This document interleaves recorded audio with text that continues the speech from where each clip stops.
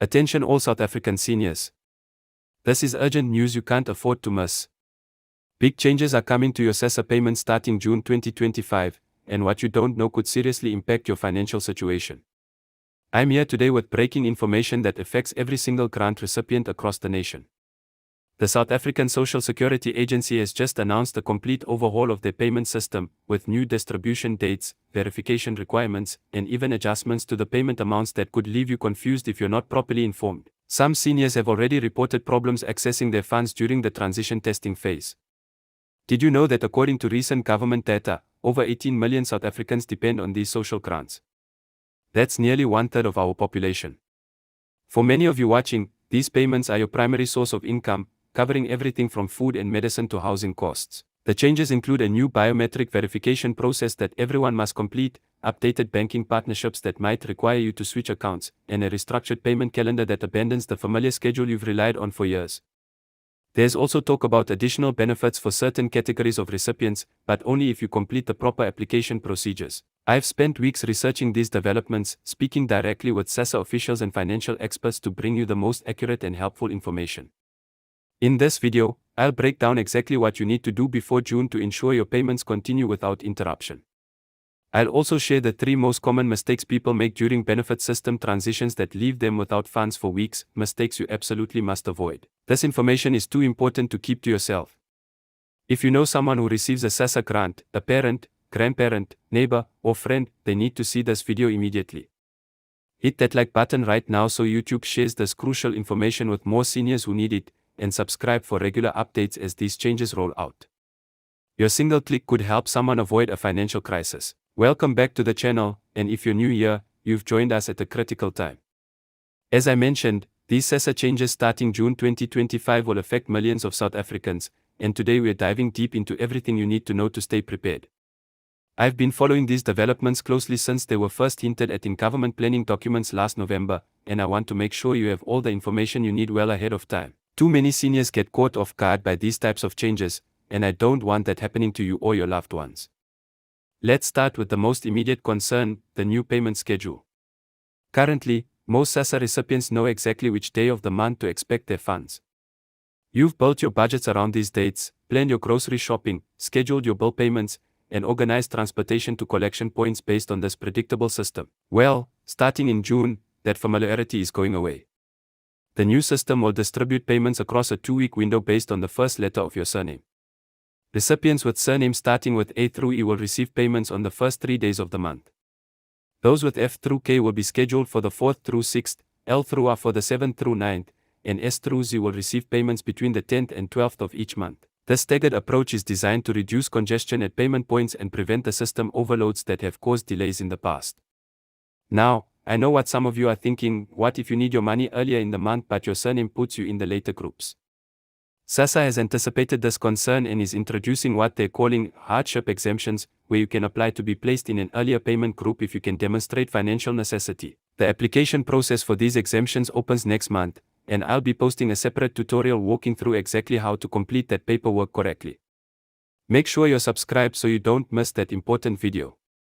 Beyond the schedule changes, there's the new biometric verification system that's caused quite a stir in pilot testing.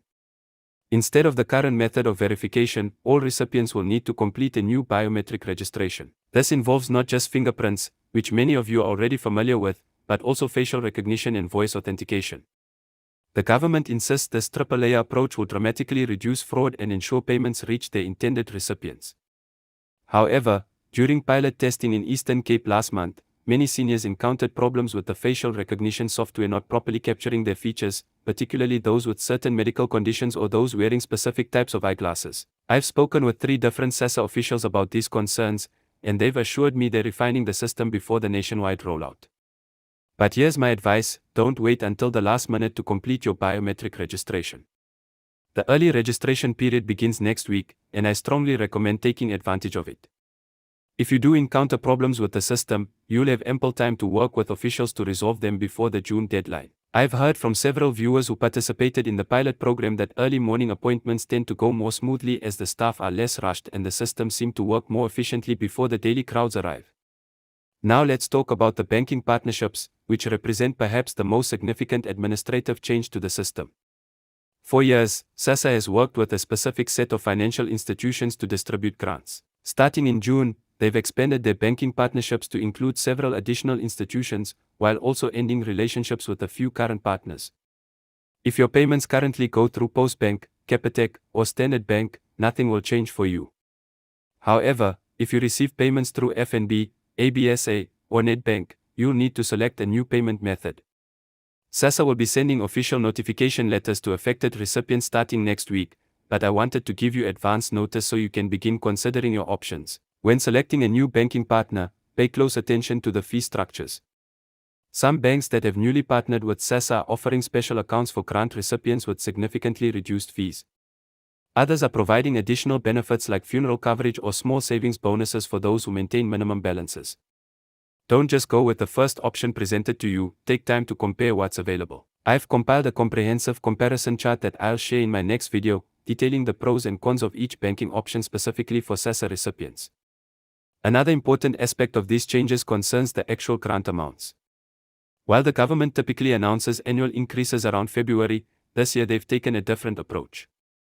Instead of a standard percentage increase across all grant types, they're implementing what they're calling a needs-based adjustment system. Under this new approach, certain categories of grant recipients may see larger increases than others, based on vulnerability factors like age, health status, and household composition. For instance, recipients over age 75 will see a 7.3% increase, while those between 60 and 74 will receive a 5.8% adjustment.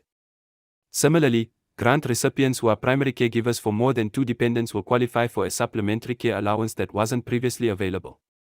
To benefit from these targeted increases, you'll need to ensure your SASSA profile is updated with accurate information. Many recipients haven't updated their profiles in years, and outdated information could mean missing out on additional funds you're entitled to.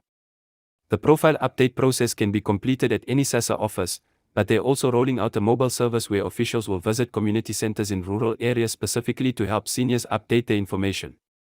I'll share the schedule for these mobile units as soon as it's published, likely within the next 2 weeks. Something else I want to address is the new fraud prevention measures being implemented alongside these other changes.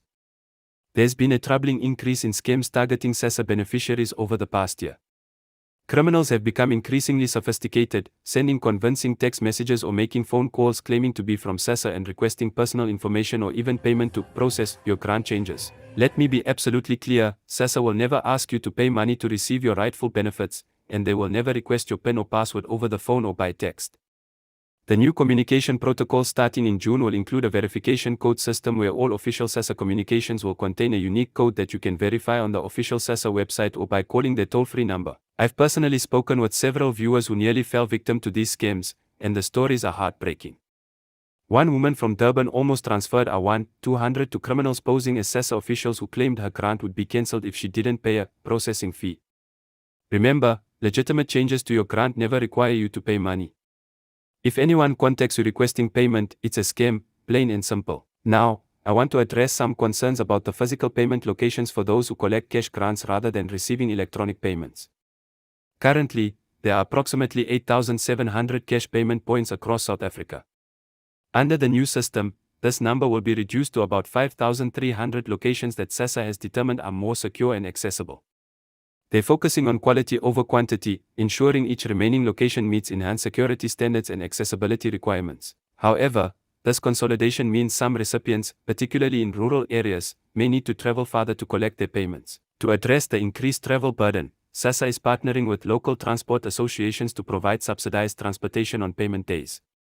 Eligible recipients will receive transportation vouchers that can be used with participating services. The eligibility criteria for these vouchers prioritize those with mobility challenges and those who now must travel more than 10 kilometers to reach their nearest payment point. The application for transport vouchers will be included in the same paperwork package containing information about your new payment schedule and biometric registration requirements.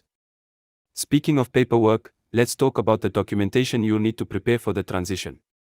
Many of you have expressed concern about gathering the necessary documentation, especially if you have mobility issues or limited access to services that provide official copies of documents. At minimum, you'll need your ID book or card, proof of residence not older than 3 months, a recent passport-size photograph, and your current SASSA card. If you're applying for any of the new supplementary benefits, additional documentation specific to those benefits will be required. For example, those applying for the increased care allowance will need to provide birth certificates or identity documents for dependents and an affidavit confirming they are the primary caregiver. I understand that gathering these documents can be challenging, particularly for seniors with health limitations or those in remote areas. That's why I've been working with a network of community volunteers who are offering assistance with document preparation and transportation to SASSA offices. If you need this type of help, leave a comment below with your general location, not your exact address for safety reasons, and we'll connect you with resources in your area. We have volunteers in all 9 provinces ready to assist, and they've all been vetted and trained specifically to help with these SASSA changes. Many viewers have asked about the possibility of further delays to these changes. While SASSA has pushed back implementation dates in the past, all indications suggest the June 2025 timeline is firm.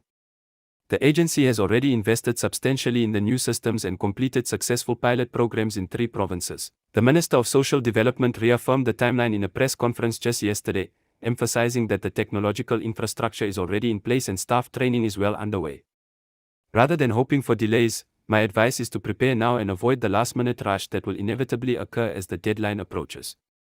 Let's take a moment to discuss the mobile app that SASSA is launching alongside these other changes. The SASSA Direct app will allow recipients to check payment dates, update certain profile information, locate their nearest payment point, and report issues directly to customer service representatives. The app has been designed with senior users in mind, featuring large text options, straightforward navigation, and voice command capabilities for those who struggle with touchscreens. For those without smartphones, a USSD service will provide similar functionality through simple code sequences that work on any basic mobile phone. I've had early access to the beta version of the app for testing purposes, and while there were some initial bugs, the most recent update has addressed most of those issues. The app is particularly useful for checking the status of your grant without having to call the often busy SASSA helpline. It also sends helpful reminders 3 days before your scheduled payment date and alerts you to any changes or announcements relevant to your specific grant type. For those comfortable with mobile technology, I highly recommend downloading it when it becomes available next month. Another aspect of the changes that hasn't received much attention in official announcements is the new appeals process. Currently, if there's an issue with your grant, whether it's a payment delay, incorrect amount, or unjustified suspension, the appeals process can be frustratingly slow. The new system introduces a dedicated appeals unit with mandatory response timeframes. All appeals must receive initial acknowledgement within 48 hours and a substantive response within 7 working days. This is a significant improvement over the current system, where appeals can languish for months without resolution. To file an appeal under the new system, you'll have 3 options: submit through the SASSA Direct app, call the dedicated appeals hotline, or visit any SASSA office in person. Whichever method you choose, you'll receive a unique tracking number that allows you to monitor the progress of your appeal. This transparency is something many recipients have been requesting for years, and it's encouraging to see it finally implemented.